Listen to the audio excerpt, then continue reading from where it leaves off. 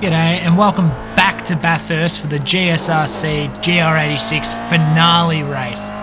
So the finale consists of 3 heats, a 10-minute race, a 15-minute race, and then a 25-minute feature race worth double points. Alright, now skipping straight into qualifying, and I will probably rush the first 2 heats just a little bit. I'm not going to show the whole of qualifying again, but this is my first lap. We're setting a bit of a heater, but I think it's just too quick, so I just bang it into the wall a little bit. Just try and keep it fair. You know, I don't want to show everyone up on the finales. Anyway, as we come into our second lap, I'm not going to go through every single detail because I just did the GR86 at Bathurst, so enjoy a time lapse.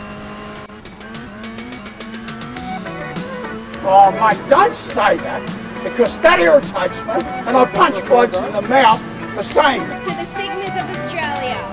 Alrighty, so that lap at 28.397, that's good enough to put us P13 on the grid.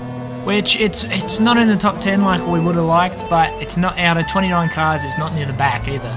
So, coming into the race start straight away, we get a decent launch. The cars in front, they actually get away, so it wasn't that good. But we've got a car on the left, car on the right. We go 3 wide, and we just make a little bit of contact. I don't know whose fault that was. I think that was Lockie Purvis. We just get a bit of contact, spin him out, and I think he was kind of screwed. I think they kind of put him near the back because yeah, even though this is just a 10-minute heat race, where you finish is your starting position for the next race. So especially you want to be in a good position at the end of the first race so that you're in a good position for the start of the second race, so you can hopefully be in a good position for the finale, which is double points, big 25-minute race. Alright, coming out of, I think it's Forest Elbow, which I'm so bad at this corner. I was struggling the whole session, but we do get a bit of a run plus a slipstream on, I believe it's John Baldwin ahead of us. We pop out to the side to try and get an overtake, and wow, that is quite the headphone dent in my front bumper. I did not notice that before.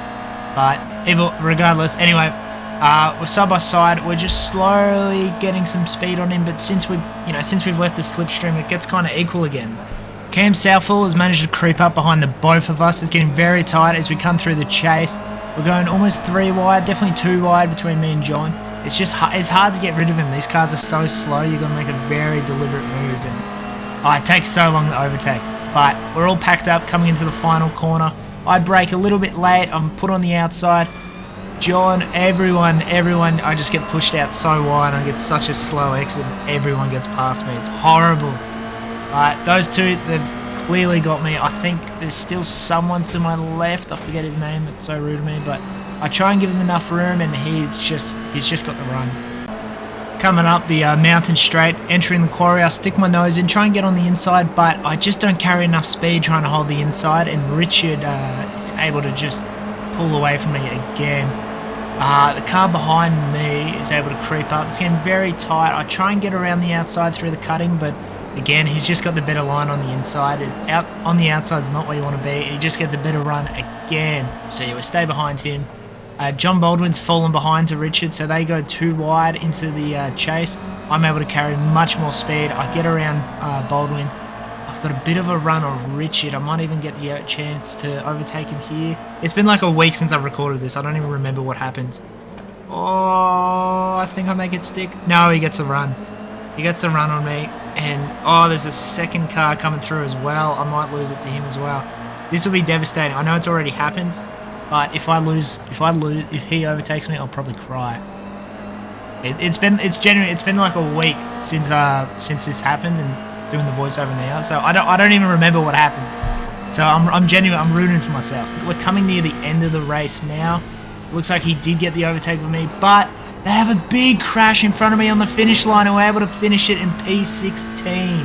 Wow. Oh shit. Here we go again.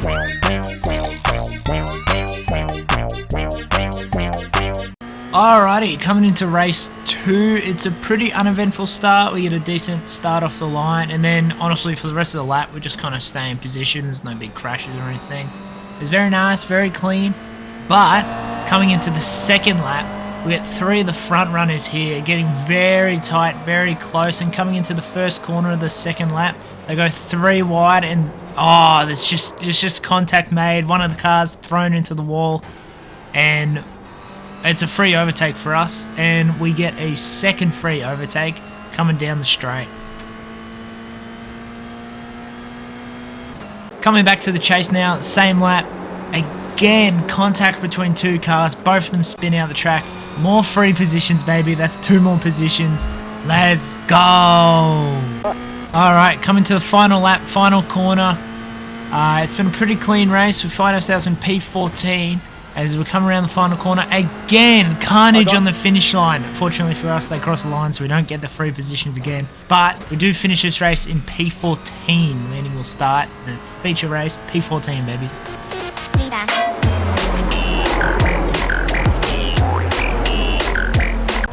Alrighty, starting the feature race now. Off the start, Richard Brookfield, absolute, what a ripper of a start. He just gets so much better traction, so much more power down.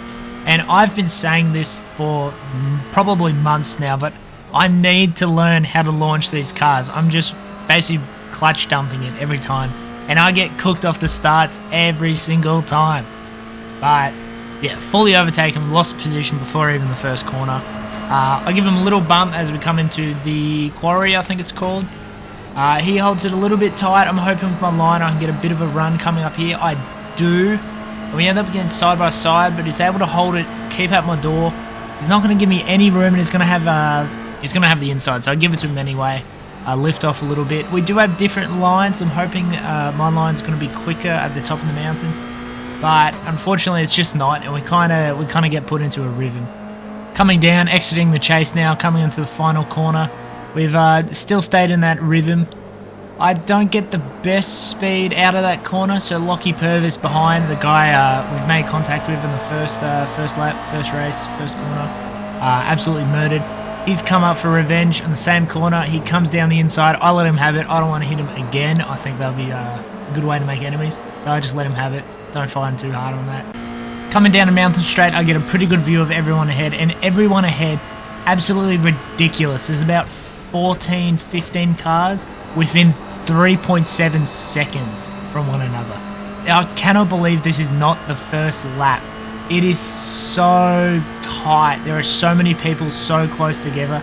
It is absolutely unreal racing, which I'm gonna give a shout out to GSRC. If you want good, clean, awesome racing like this is some of the best racing I've ever experienced. It's absolutely wonderful. Much better than the official racing. Bloody awesome, tight, close racing. Can't glaze it enough. Coming down the dipper now, and wow, you can just see what a snake we've got going on. Absolutely, like everyone is 0.2 seconds from the car in front and behind. It is absolutely unreal, close, tight racing. Unfortunately, it feels bad. I do the voiceovers from start to finish. It feels bad. I was doing all the glazing about the tight, good racing, but unfortunately, there's just a bit of contact coming through the chase. Just sends cars flying, and I think I see Lockie Purvis again having a horrible race week. Just knocked out again in the feature. But that does give us three or so positions, which is very nice. We'll take those 3 positions every day of the week, baby. Alright, exiting out of the quarry, we're coming up, we're behind Richard Brookfield again, and as we come up into the cutting, there's big crash, whole road covered. I managed to thread the needle just barely. I was so stupid, that was so scary, I shit myself. I thought I was dead through there, but that crash is big enough to trigger a safety car coming out, which I didn't even know that was possible. I didn't even know we had safety cars in iRacing, but very cool, we got the safety car coming out. But the problem with the safety car is I have no clue what I am doing. I don't know what the rules are. I don't know what the customs are. I'm just driving in a straight line, trying to keep the distance to the car in front of me. And I am so nervous I'm going to accidentally break a rule. I don't have a clue what's going on, to be completely a buck. But eventually the pit lane does open and everyone comes into the pit. This heat does have a compulsory pit stop.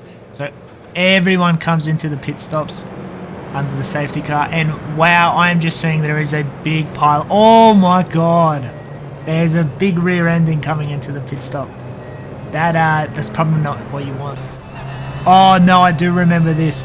So we got the pit lane on, we got the pit lane speed limiter coming on. As we come into the pits, we don't even really need any fuel. It's just basically dash and go. I don't realize this, and so in a panic, my car's not in gear. I try and put the throttle down, and I just lose. I probably only lost about a second of time doing this, but I lost about 5 positions. I went from like P10 to P15. And Harrison Rayner, our mate, also on the grid doing the 86s with us, your fellow XL driver, IRL, he gets in front of us, absolute bastard. Regardless, yeah, we dropped down to P15 from such a silly mistake, which is, just devastating, absolutely devastating. But thankfully, it's kind of like practice season. That's what it's for. We're going to learn. And hopefully next time when we're fighting for some more points, trying to get higher up in the championship, something like that doesn't happen again. Because I just wasn't expecting the pits. I just wasn't expecting the pit stop to be like, it was like 2 seconds long. Absolutely ridiculously short pit stop. Anyway, coming to the end of the safety car, we were out there for quite some time. By the time the safety car comes back in again, there's about 2 laps to go, which is very intense. Championship finale, double points on the line, championship contention up in the air, safety car coming in with 2 laps remaining. Coming back, main goal, I see my boy Harrison Rayner in front. I want his position badly. There's no way I'm letting him beat me. But we don't get too much time on him on the mountain straight, but coming up the cutting there, I do get quite a bit of a run. But there's just not really anywhere to go at the top of the mountain, especially in these cars, especially in any car. Like if you try and go side by side up here, it is probably never going to end well, and it's probably going to end with someone in the wall. Very, very silly move, especially a move to make on your friend. So I just lift, just let it go. Hopefully I can get him back down the Conrod straight.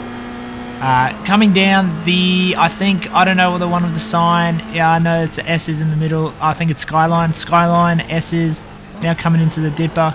He is so much stronger than me coming out of the dipper. I've just had the weakest time. I had the hardest time the whole session coming out of the dipper. I just didn't carry the speed. I didn't carry the traction. I just really struggled. I don't know if it's a setup or what, but I've never struggled like that in the dipper before. And this whole session, I was struggling coming out of there. And yeah, it just really shows, especially Forest Elbow. It's super tough. And I just lose so much space on the Conrod straight. It's just absolutely flying, and that really hurts because it's like you're not going to get your slipstream or anything like that. And I'm basically just spectating at this point. I'm just hanging out back here, just spectating. I'm lucky there's no one really too close behind me, but coming down the chase, I am going to get able to gain some distance back by braking a little later and carrying a bit more speed. But as we come through the final corner, it gets so clumpy, it gets so tight. And as we come into the final lap, every single elbow is going to be thrown out. This is going to be some intense racing. Coming past the finish line now, we see Barney the flagman waving that beautiful white flag, preparing that checkered flag, and as we come through the first corner, we absolutely are clumping up with one another. I sneak past, I think it's Southall there.